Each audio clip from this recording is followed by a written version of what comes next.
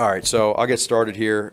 In regards to injuries in the game, Deion Bush had a stinger, Trey Roberson concussion, LaCale London elbow, and an Iggy with a shoulder. So those are the four there in the game. Big picture, overall, I thought that coming into this game, looking for these guys to be able to take advantage of opportunities. I thought they did that. We had some situational football in there.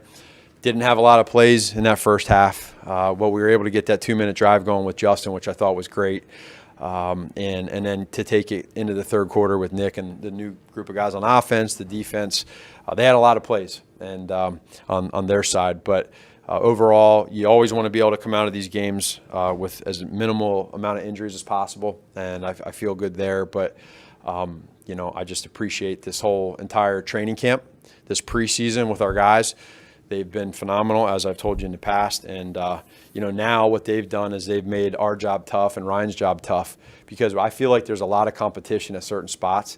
And when you do that, that enables you to realize that you're bringing in good players and good guys that eventually we might not be able to keep, that go to another team. And that's a part of this business. So the touchdown pass that goes through, is that everything with him? Is that the mental side of being able to improvise and the physical side of being able to make a throw like that? Yeah, I mean, he was in a scramble mode. He got up and outside of the pocket, and sometimes when you get down in that big red zone, that's what happens. And he made a great throw, and Jesper made a heck of a catch, and so I think it goes to show. The one thing about Justin that I think he does a great job with is he keeps his eyes downfield. So like, it would be so easy when you run 4.4 I know if I was 4.4, I'd be running all the time because I don't know how that feels. But he's staying up, man. He's throwing that ball, and he did a great job. And then Jesper made a great catch. Matt, you obviously know the end result of that, but in congestion, is there anything about that throw you don't like, or is that okay?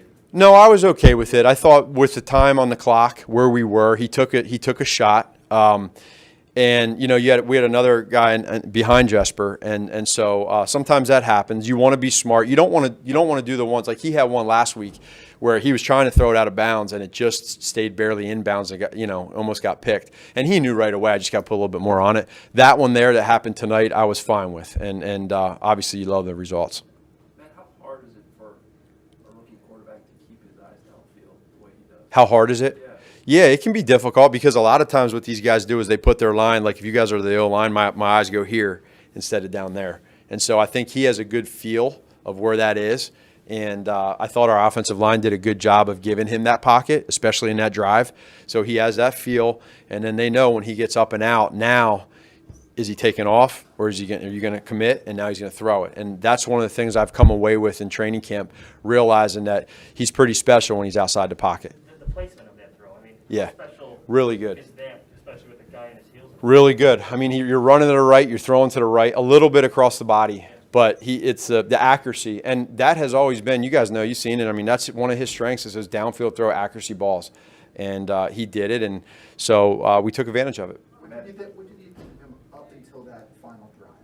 It seemed like it was just stuff to keep going. Yeah, we weren't really we were not getting a lot of first downs. They were getting first downs, and it was one of those ones, you 3 and out, then a punt, and trying to get the run game going just a little bit. But at the same point in time, it just happened that we didn't get many plays. So that's why at least at the end of the quarter there, to be able to get that 2-minute going was good. You talked about the run game. What do you think of the offensive line playing?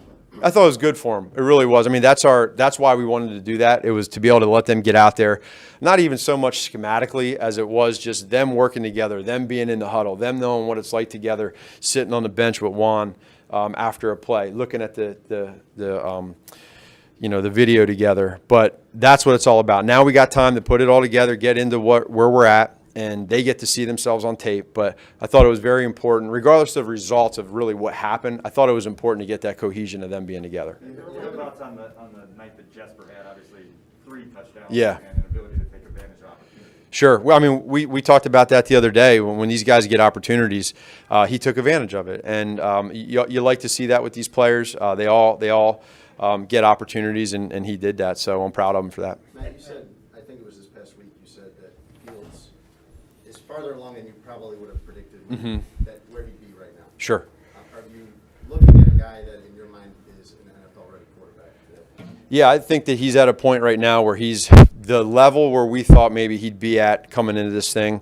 You never know, right? And he's done a lot of great things. So I would say that with our situation, with where Andy's at and where he's at, that he's done everything he can to make us feel good that if we were to put him in the game or had to put him in the game, that he would do fine. You look at rookies, when you bring in a rookie quarterback, some of them are more of a project than others, as far as developmentally and long-term. He doesn't really seem like a project. He seems like a guy that came in pretty good and has advanced pretty well since. For us, what we've asked him to do is to digest this offense, to be able to play fast, see things. He's still growing with some things, right? Within whether it's schematically some things he's seeing or where he's at, but I like that. I think that's natural. Every rookie quarterback right now is growing through some of that stuff. I thought he's done a great job of staying very positive. Whether it's a good play that he makes, he rebounds and stays flatlined. If it's a bad play, he really rebounds well. So I think Flip and Bill Lazor have done a great job of preparing him. And for him, that's a credit to him because he's done what we've asked him to do. Do you have enough time to get Peters ready to play a full NFL game? I would say that for us, we'll have to talk to him, see how did he feel with the amount of. I don't even know how many reps he got. 21, yeah. So that's about what we were hoping to get from him, regardless of whether it was the first quarter or a quarter and a half. So we'll have to see how's he feel tomorrow, recovering from a day of playing. And then we got this time in between to let him continue to get in football shape and see where he's at. But we hope that that's the case. How many padded practices between now and the Rams game? Padded, maybe one. Oh, between we have another week too. So yeah, there's probably two. Yeah. Peters, Yeah. you haven't seen him for long, but have you seen enough now? Ye- You're pretty confident that that's plan A at left tackle? Yeah, I think so. I feel good. I feel good with Jason. I think Juan does. I think Bill does. He's come in here. What I'm really impressed with how well he's picked up, the lingo, the terminology. He's done great there, and he's so focused. Like he comes in and he sits back. He hears everything. He's helping these other guys out. All the other tackles. I mean, he's awesome. That's all we can ask for. Now it's just the physical side. Like where's he at physically for week one? And that's what we got. He knows it. We're gonna step it up. We're gonna get him going. He's ready for it. But I think that's a really good acquisition by Ryan and his guys to be able to get him in here. Go back to the touchdown. Yeah. From Justin. I mean, Chicago's already going crazy. How do you balance the excitement that play brings and just the things he could do within the context of Sure. your plan for him? No, Is it well, difficult? no. So for us, it goes back to. I mean, we are just as excited, right? And this is the plan. This is the process. We understand that, and it's what we've been saying from the very start. But with this, like when you look at this thing, big picture, we love where he's at.